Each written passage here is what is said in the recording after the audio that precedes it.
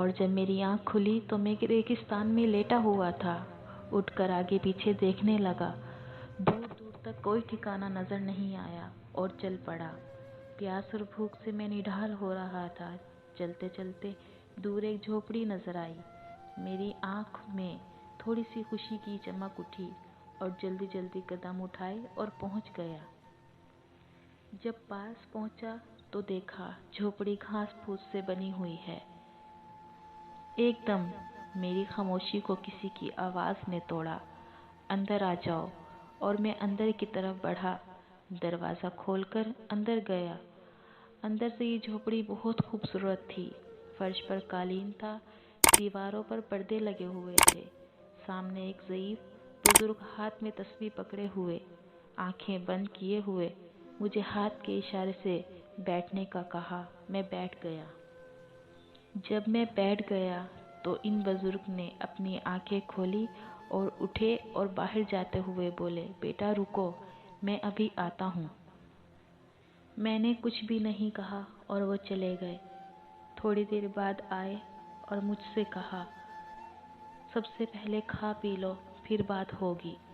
खाना देखकर मेरी भूख और बढ़ने लगी और मैं जंगलियों की तरह टूट पड़ा।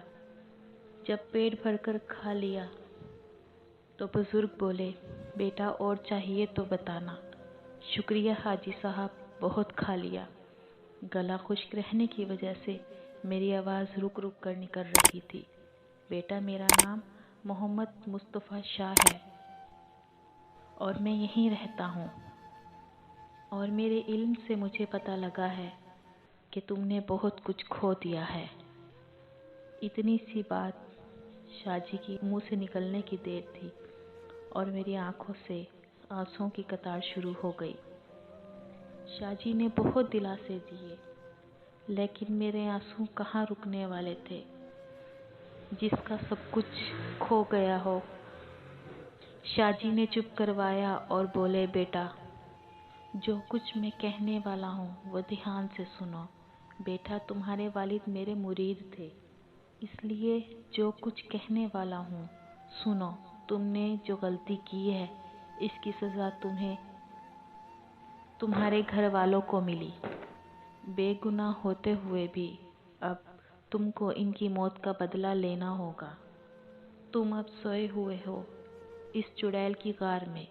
जब तुम उठोगे, जब वो चुड़ैल आएगी तो आयतल कुर्सी पढ़ लेना। वो तुम्हारा कुछ भी नहीं बिगाड़ेगी। और जब वो भाग जाएगी तो वो गार फट जाएगी। तुम बाहर निकल आना और इन फलां जंगल में पहुंच जाए वहीं। Thanks for watching. इसी तरह हमें लाइक कीजिए, शेयर कीजिए, सब्सक्राइब कीजिए और बेल आइकन पे क्लिक करना ना भूलें, ताकि हमारी नोटिफिकेशन आपको फौरी तौर पर मिलती रहे।